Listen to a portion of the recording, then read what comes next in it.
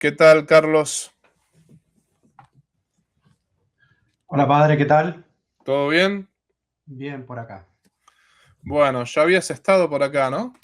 Sí, algunas veces. Algunas veces. Bueno, bienvenido nuevamente. A medida que pasa el tiempo y voy teniendo nuevas dudas, las voy juntando y luego después aparezco con más dudas. Está muy bien. Bueno, bienvenido. ¿Eras de Chile? Sí, de Chile. Sí, sí. Lo saqué por el acento, no tanto por tu cara, ¿no? Sí, Este, sí. eh, Así que bueno, adelante. ¿En qué te puedo ayudar hoy? Tengo algunas ideas y quería saber si son acertadas o no, en su opinión. No creo que lo tome mucho tiempo, así que, bueno.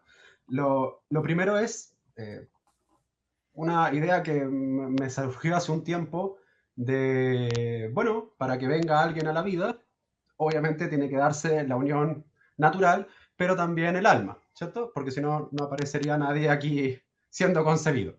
Bueno, asumiendo eso y asumiendo también la realidad del cielo y del infierno, y asumiendo también que en hasta donde yo sé, en ninguna parte va a haber una aniquilación masiva de nadie, ¿no es cierto? Exacto, sí. Una vez nace una persona, o sea, para ser más preciso, es concebida, una persona efectivamente nunca más muere. Independiente que vaya al cielo, al infierno y sea la resucitación de los muertos, da lo mismo qué es lo que ocurra, porque al final de los tiempos igual va a estar vivo en alguna parte, entendiendo que en ninguna parte aparece una aniquilación última final. Sí. ¿Sería correcto o es una idea muy loca? Digamos, la idea. No te entendí la última parte. ¿Podés repetir la última parte? Que aunque venga la parucía y aunque venga el juicio eh, final y todo, eh, cada persona concebida va a estar en una posición, eh, ya sea de cielo o ya sea de infierno, pero vivo. Correcto, sí, sí. Eso es lo que básicamente enseña la iglesia, que toda persona concebida va a estar sea en el cielo, sea en el infierno. Los que van al purgatorio es para ir al cielo después, ¿no?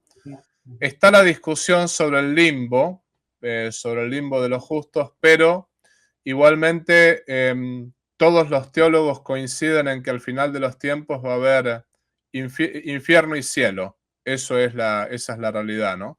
¿Ya? Entonces, sí, digamos, es correcto pensar que toda persona concebida o va a estar en el cielo o va a estar en el infierno. Y en Ninguna va a ese, estar aniquilada.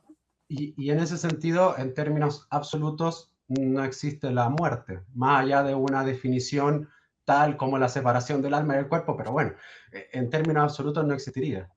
La muerte como aniquilación, no, no, no. No, ¿verdad? No, lo de los testigos de Jehová, por ejemplo, es un absurdo, porque de ser así no vale ni la pena ni siquiera creer en Dios, ¿no? Pasémosla bien en esta vida, total después Claro. desaparecemos, ¿no? O sea, como que no.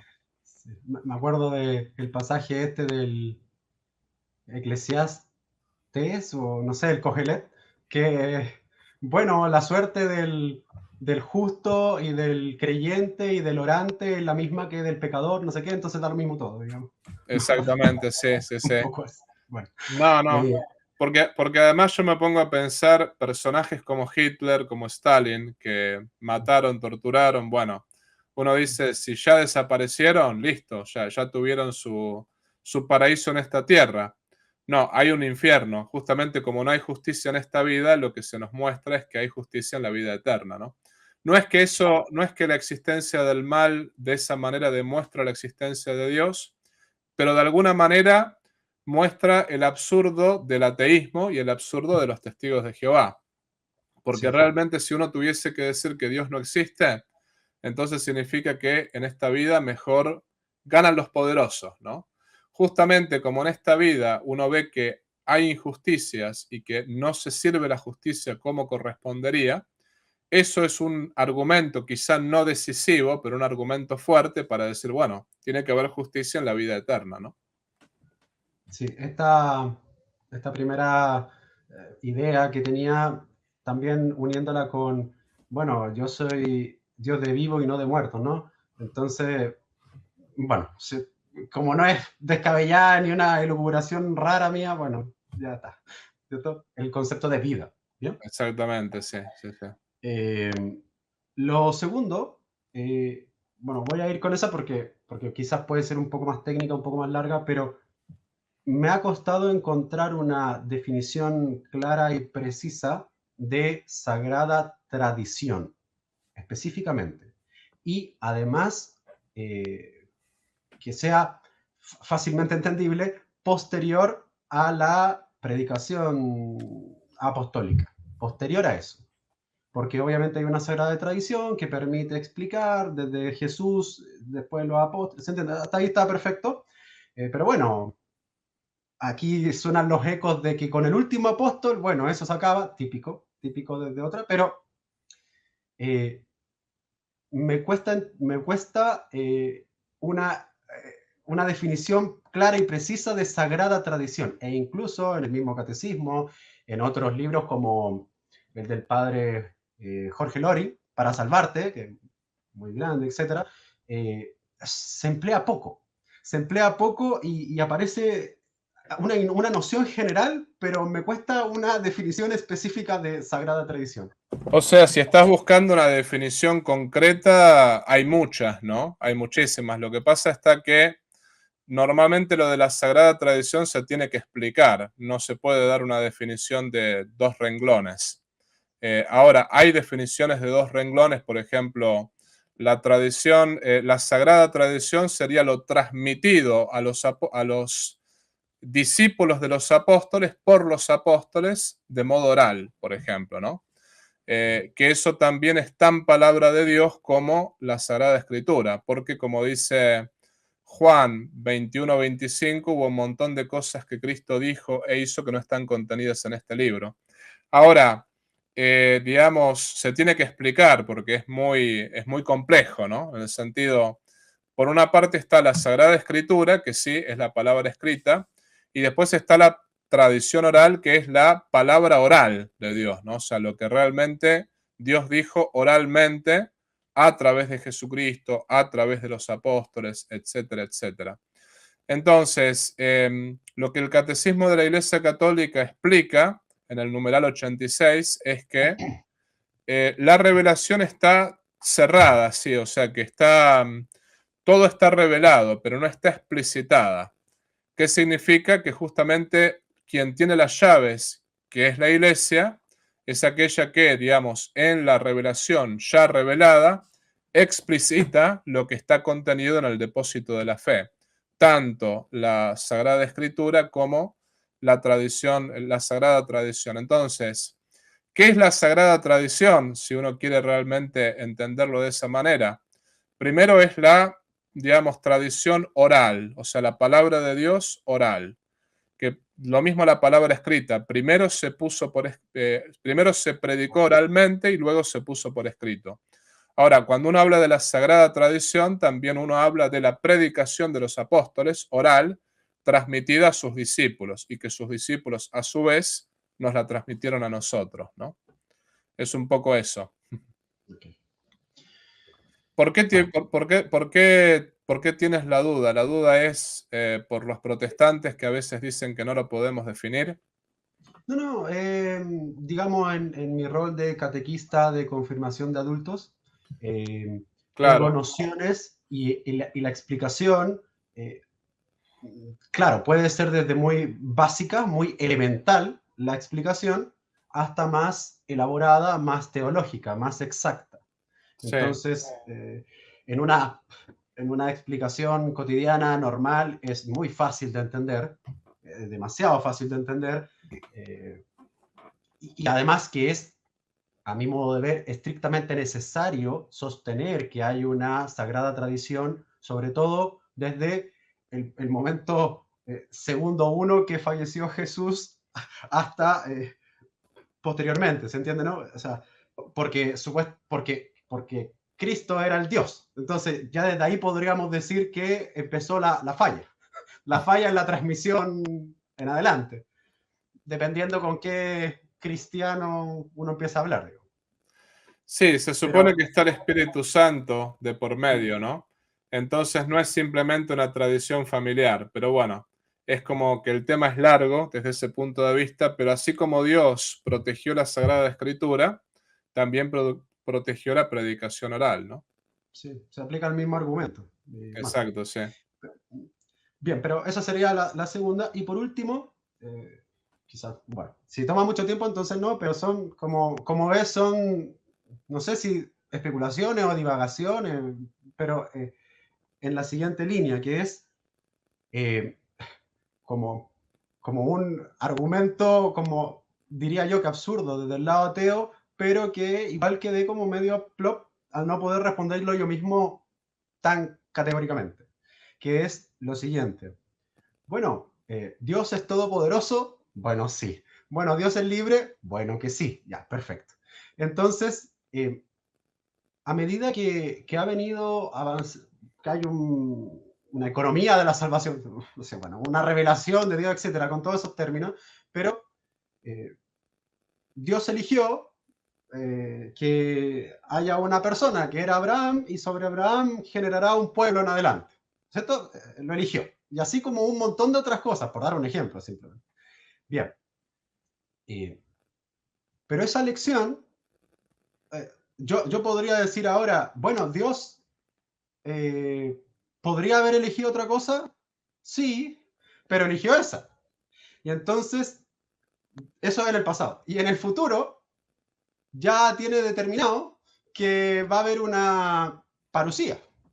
¿O no? Obviamente, ya tiene determinado eso. Entonces yo podría decir, ¿y podría no haber parucía? No, porque va a haber parucía. ¿Se entiende? No, obvio que va a haber parucía. Entonces, Dios mismo, y ahora uniendo la libertad y ser todopoderoso, entonces Dios ya no puede hacer otra cosa que no sea la parucía. Ujú. Y entonces ha perdido libertad. O no es todopoderoso o no es totalmente libre porque se ha encorsetado a sí mismo. ¿Se entiende? Una cosa así. Sí, comprendo. Pero de todos modos ahí estamos cayendo en una falacia non sequitur. El hecho de que Dios haya elegido de toda la eternidad que haya una parucía, no quiere decir que Dios no sea libre. Dios libremente eligió que eso sea así y justamente por la perfección de su libertad, Él justamente es plenamente libre. O sea, Él dijo, yo de toda la eternidad elegí eso y no quiero elegir otra cosa. Lo que hay que decir es, Dios no quiere elegir otra cosa.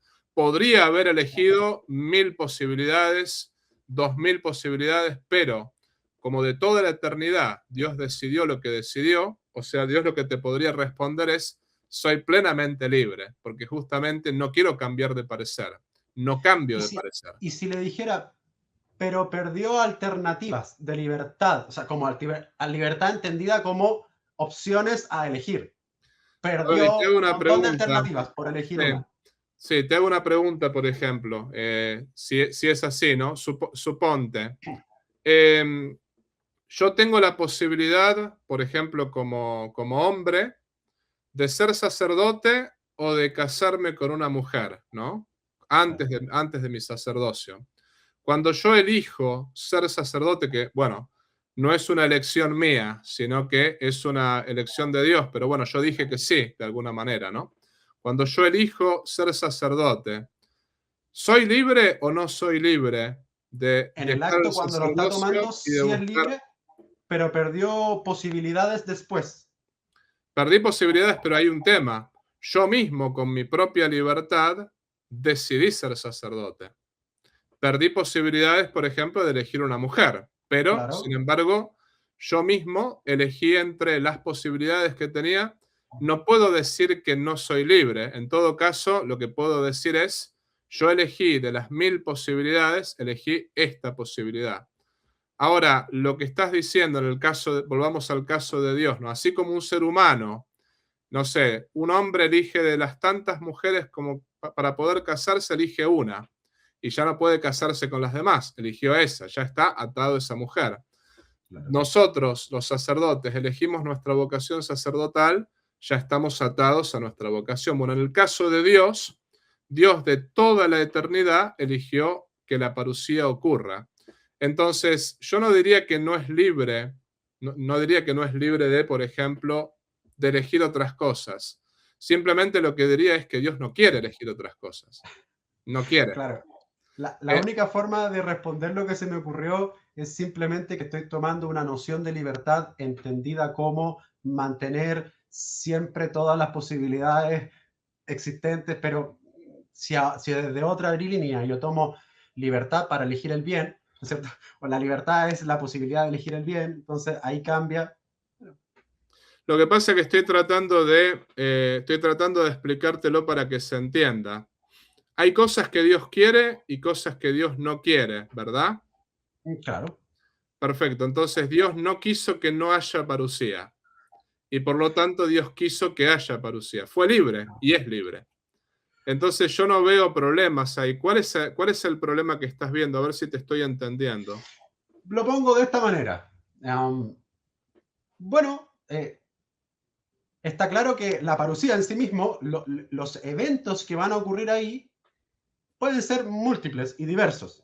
Puede ser de darse de muchas formas, creo yo. Pero el acto mismo de la parusía es único, o sea, va a ocurrir.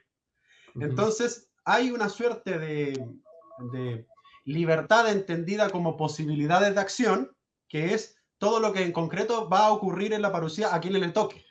A quien le toque va a ocurrir, y bueno, y eso puede variar, porque una roca por aquí se puede romper o quizás no porque era por allá.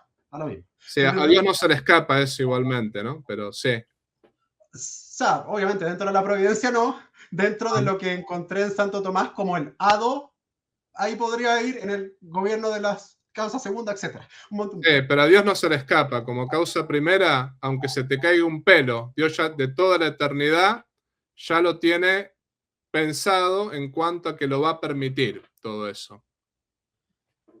Claro, bueno, entonces lo que pensaba como idea es que imaginemos que, bueno, ya no era parusía, porque me parece que ahora es mejor otra cosa. Esa acción que es propiamente posible en el ámbito humano, porque si bien yo puedo elegir una esposa y entonces yo puedo igual irme y retractarme, o puede ser sacerdote y también abandonar el sacerdote, ¿se entiende, no? Es como revocable en cierto sentido. En Dios es absoluto. Es decir, Claro, pero va a ocurrir sea... en nosotros es por la imperfección de nuestra libertad.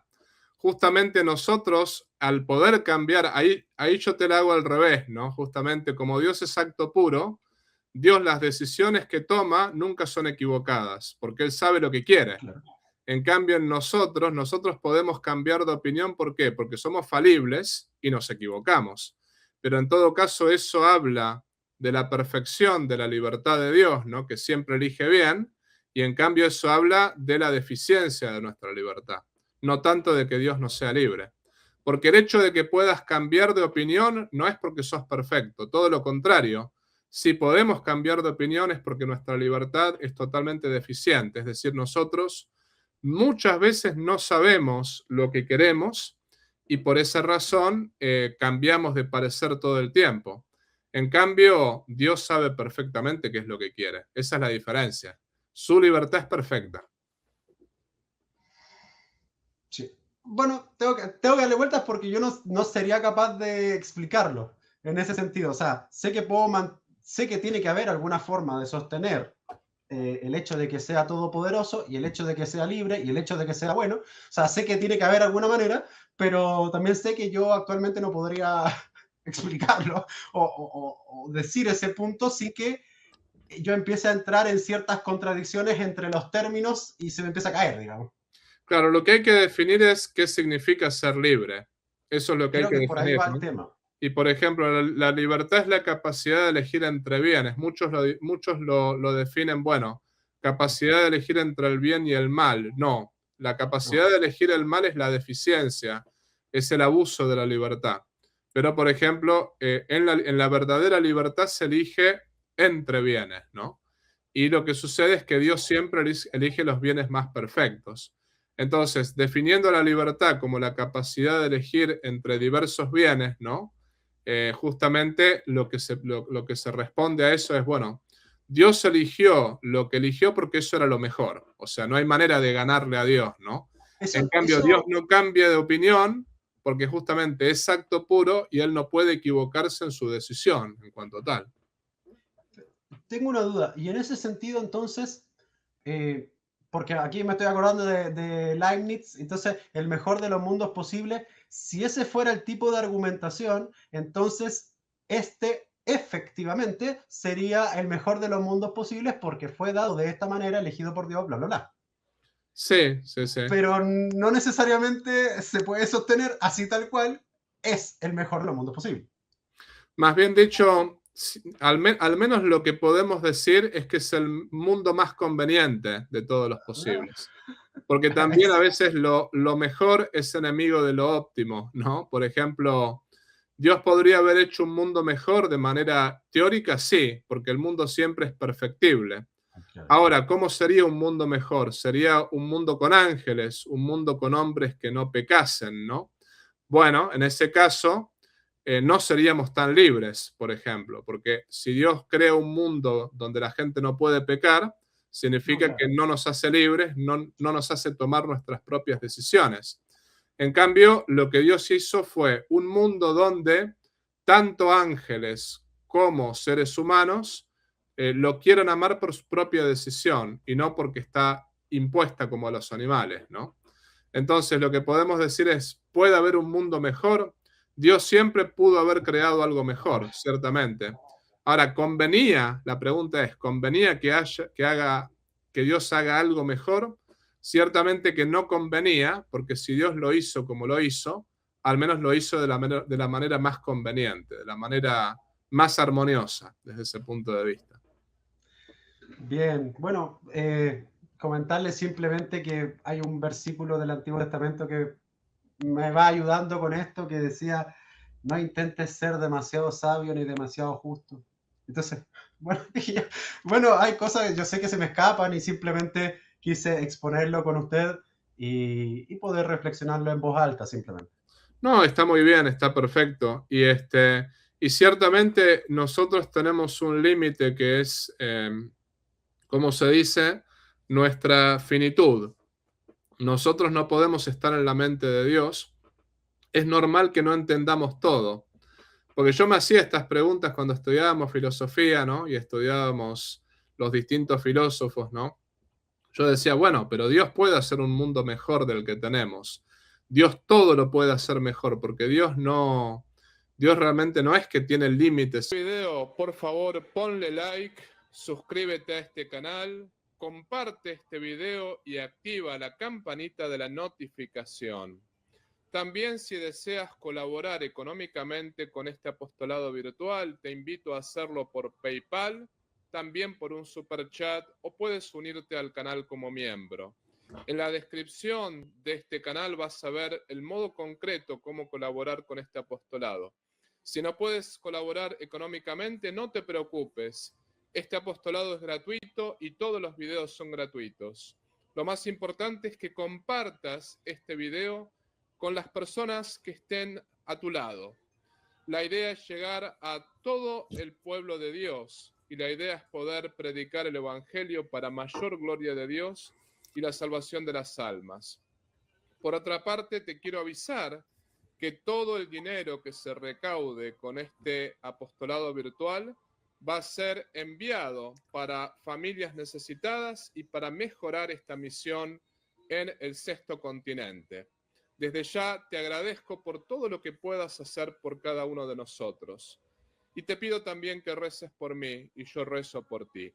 Viva Cristo Rey, viva la Virgen y viva el Patrón.